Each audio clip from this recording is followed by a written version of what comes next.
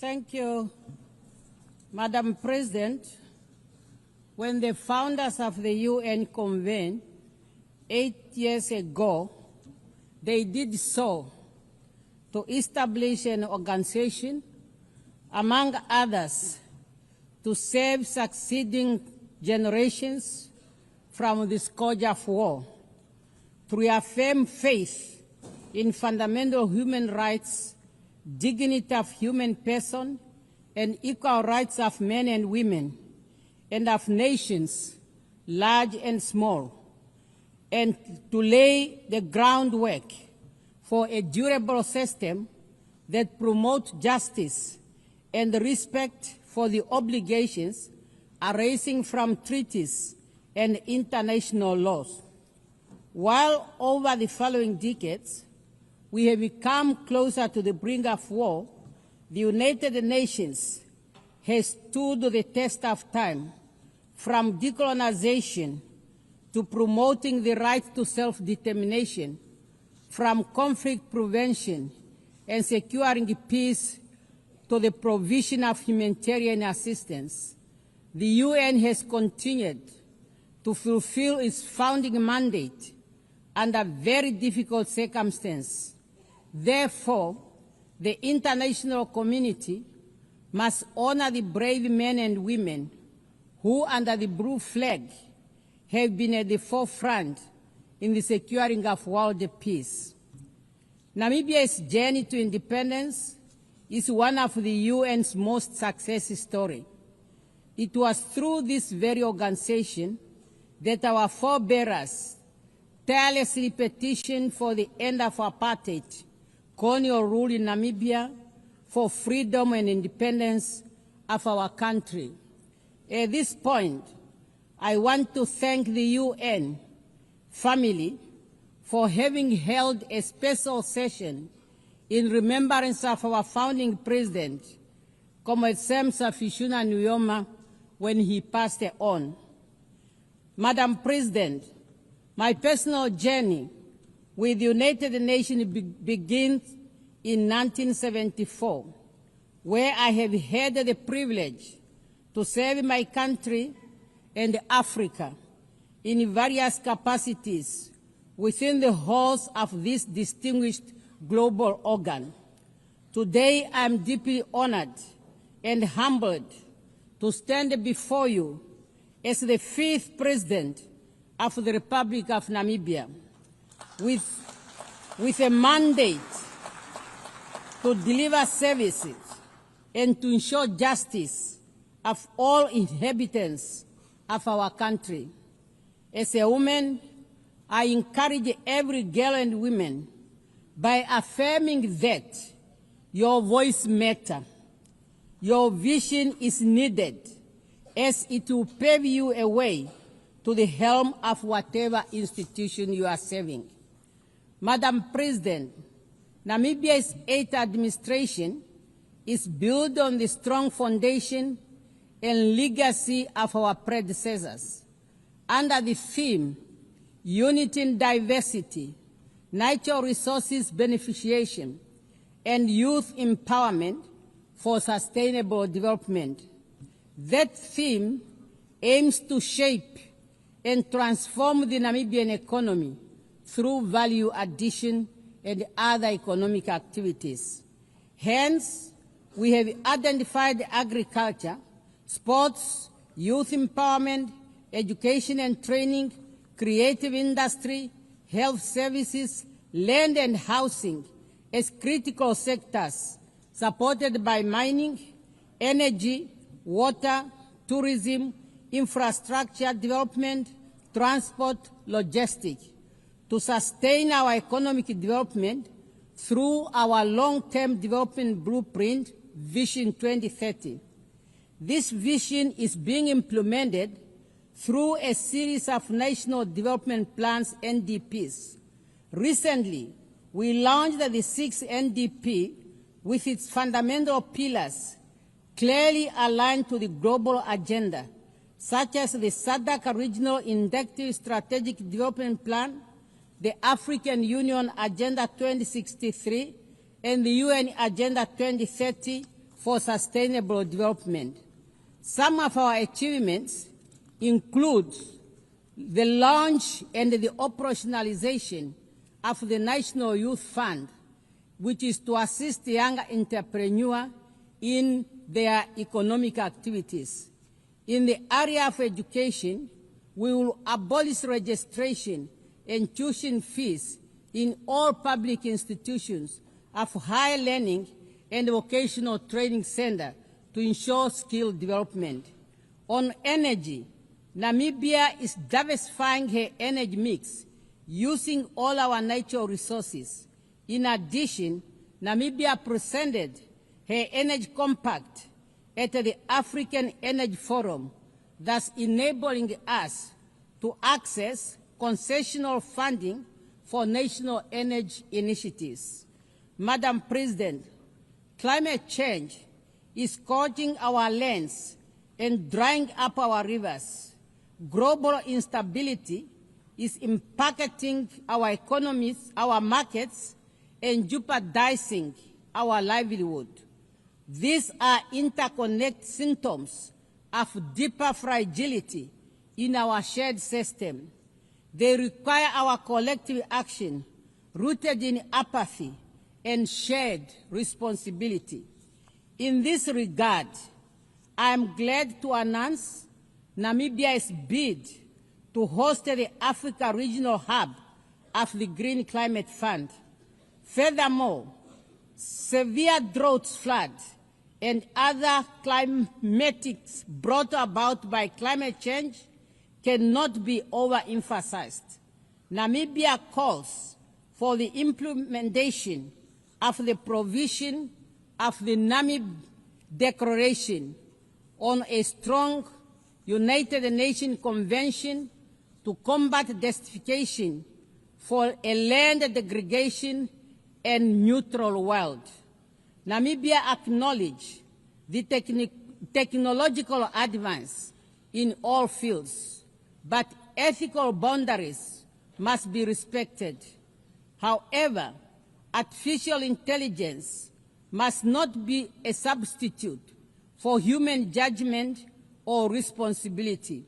We therefore call for a global standard that ensures that the usage of artificial intelligence remains transparent, fair for humanity.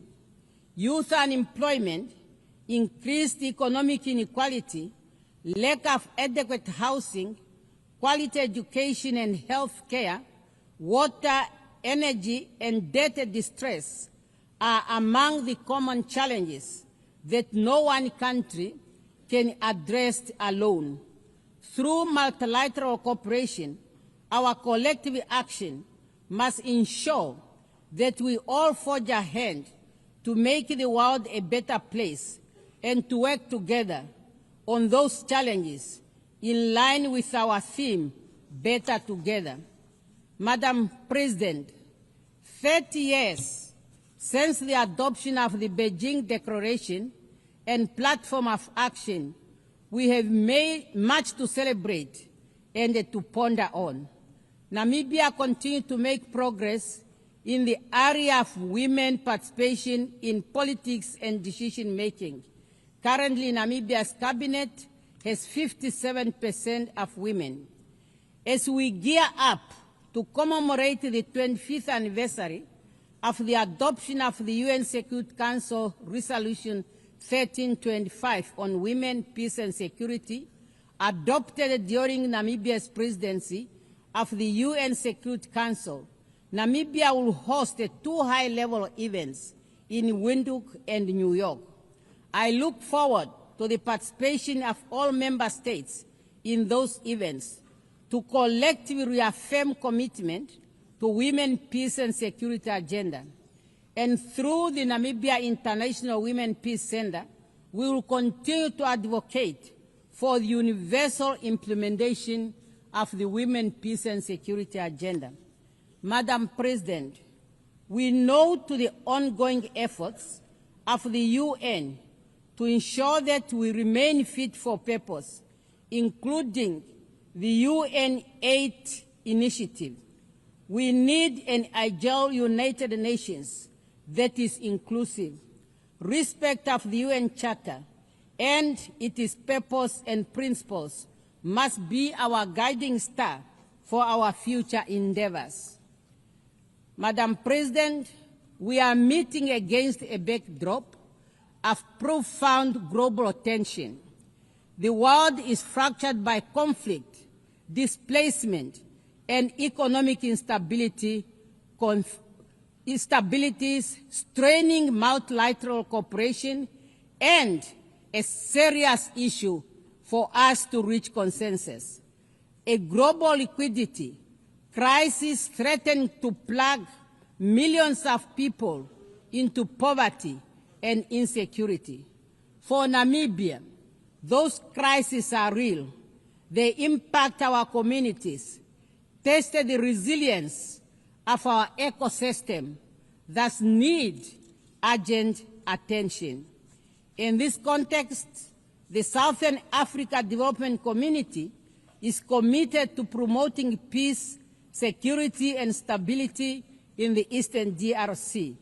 Namibia welcomes the ongoing efforts by the AU, SADC, and AC to align the Rwanda and Nairobi peace process and encourage the continued strengthening of political and security aspects of the challenges faced in our region.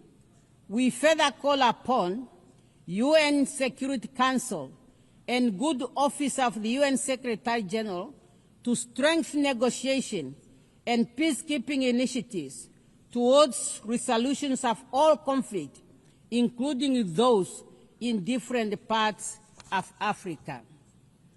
The impasse in the UN security over the question of Western Sahara is an injustice. More than 34 years after the adoption of the Resolution 690 of 1991, the time for the holding of the UN referendum on the right to self-determination for the people of Western Sahara is now. This year marks the 20th anniversary of the AC1E Consensus and the Third Declaration, which jointly constitute the common African position on the reform of the UN Security Council. We acknowledge the support from all interested groups for the common African position, which culminated in the recognition of Africa as a priority and a special case in the reform process, as reflected in the outcome document of relevant United Nations process, including the Pact for the Future. We can no longer delay the urgent call to redress the historical injustice to Africa and address our call for equitable and balanced representation on the Security Council. Madam President, the Charter of the United Nations has laid the foundation for conditions necessary for peaceful coexistence and harmony among nations. Therefore, unilateral cohesive measures should not be used as a tool to undermine sovereign state, for this violates the Charter and the principle of the United Nations. In this regard, we call for an end to the continued illegal economic, financial, and commercial embargo imposed on the friendly people of Cuba and removing her from the list of states sponsoring terrorism. We call for an end to the illegal sanctions on Zimbabwe. We are also gravely concerned about the emerging threats against Venezuela and call for the removal of sanctions and the threats against that country. Madam President, the UN Commission of Inquiry on the occupied Palestine territory including Israel, Eastern Jerusalem, has just released its findings that indeed a genocide is being committed against the Palestine people. Despite the clear provision of the Security Council and General Assembly resolutions and advisory opinion rendered by the international community of justice, the humanitarian situation in Gaza is worsening, and access to humanitarian aid is severely limited. A failure to address the crisis in Gaza could become the moral failure that defines this era. We call on the UN Security Council to find consensus and help put an end to the lasting conflict between Israel and Palestine. Madam President, I call for a meaningful reform of the United Nations. Has a call for the meaningful reform of the United Nations has never been more urgent. This reform necessitated democratizing global governance, amplifying marginalized voices, and ensuring international law is not a tool for convenience, but a shield for most vulnerable. As I conclude, I wish to reaffirm Namibia's commitment to the international obligation and the multilateral order. Respect for international law is not just a legal duty, it's a moral imperative. We must reaffirm our commitment to the principle that unite us, mutual respect, and peaceful resolution of dispute, and solidarity in the face of common challenge. Let us remember that even the smallest nation have a voice. When those voices are heard and heeded, durable peace and justice will prevail. We have an obligation to make this our moment, not to despair, but renewal. We have the opportunity to restore hope, to build a future defined not only by division, but by unity and preservation of human dignity. I thank you for your kind attention. On behalf of the Assembly, I wish to thank the President of the Republic of Namibia. L'Assemblée va maintenant The Assembly